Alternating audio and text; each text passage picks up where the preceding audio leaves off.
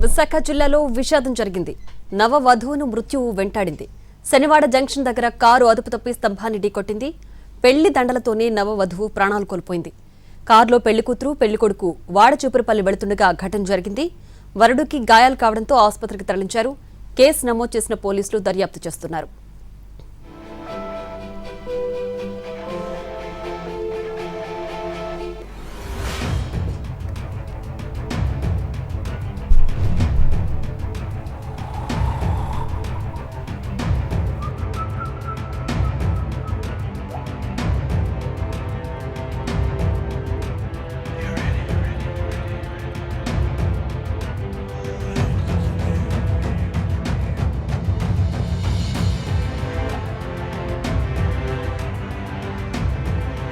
అమ్మాయిది అగ్నిపూడిలో ఉన్నట్టు కొండవలసలో ఉంటుంది.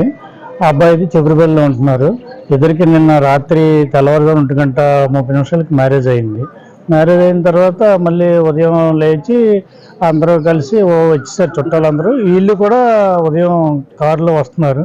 2:30 టైంలోనూ ఇక్కడ కుక్క అడ్డం రావడం వల్ల ఆ డ్రైవర్ పెళ్ళికొడుకే అవడం వల్ల అబ్బాయి సైడ్కి దాన్ని కట్ అయిపోయి పోల్కి తగిలించాడు.